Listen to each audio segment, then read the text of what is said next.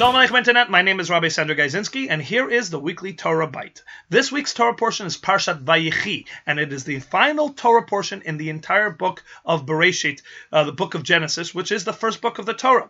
And as with every single ending of a book of the Torah, when the Baal Koreh, the Torah reader, gets to the last words of the Torah portion, the entire congregation responds in a climactic crescendo and says, Chazak, Chazak, v'nit chazei, strength, strength, may we be strengthened. In other words, that we should go and gather strength and immediately begin the next section, so that the end of a book is not the end of our Torah learning, it's not the end of us drawing inspiration from God's eternal wisdom. Rather, we immediately move into the next book with enthusiasm and with vigor. Now, usually the last verse of the Torah portion is apropos to this idea of gathering strength and being empowering and uplifting, etc., etc. And yet, when we look at the final verse of this book, of the book of Bereshit, the first time we do this, it seems to be anything but inspiring and uplifting and empowering. The last verse is Vayamat Yosef ben Mea ve'esrim shana, and Yosef passes away at 110 years old, Joseph.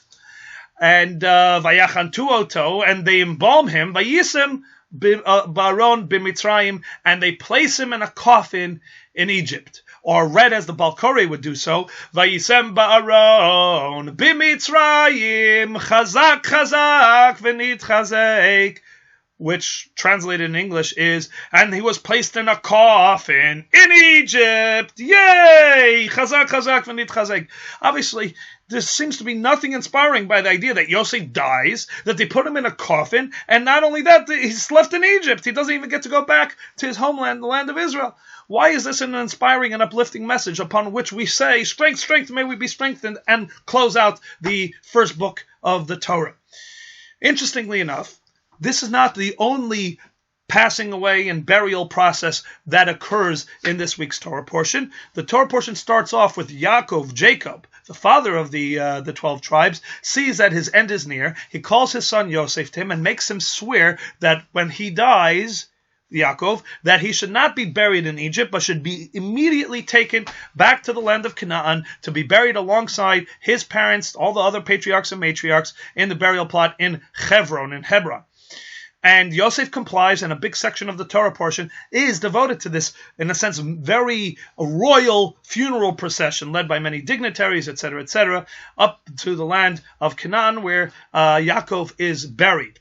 Yosef, when he realizes his end is near in the end of this week's Torah portion, actually says or instructs the exact opposite of his father.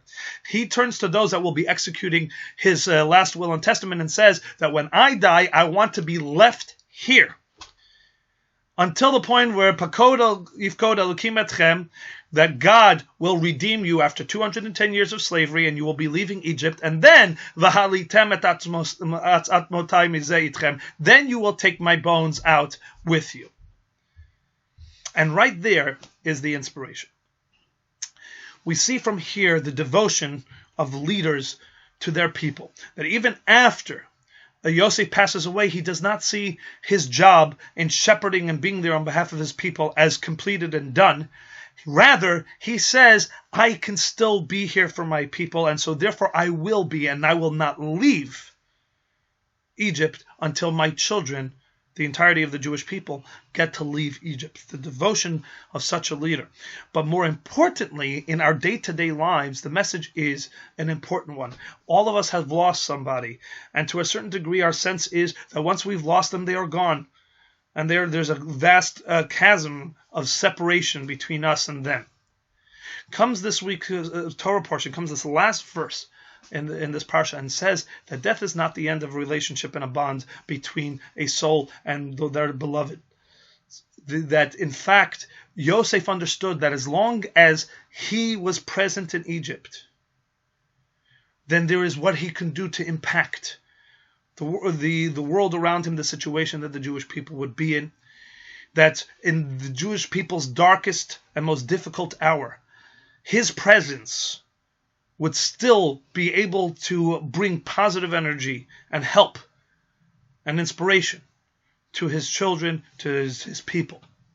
This is why we have such a elaborate recognition in Judaism of one's burial place and the visitation to it, etc., because death is not the end.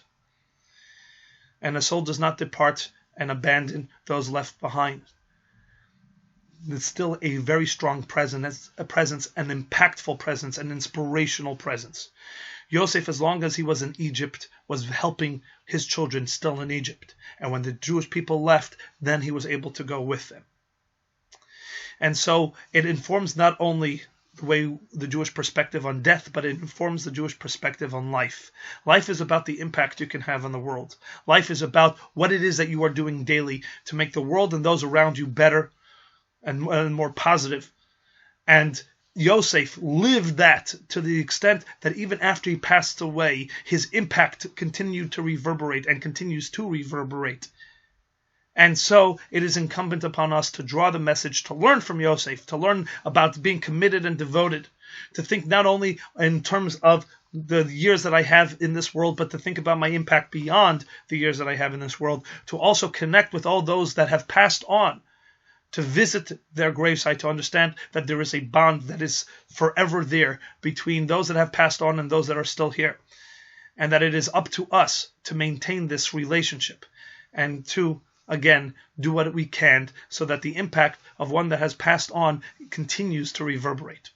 And so on this note, on this inspirational idea, the power of a life that does not end at the moment of death, but carries on to impact in a positive sense, I wish you a wonderful Shabbos, much success, and chazak chazak v'nitchazek.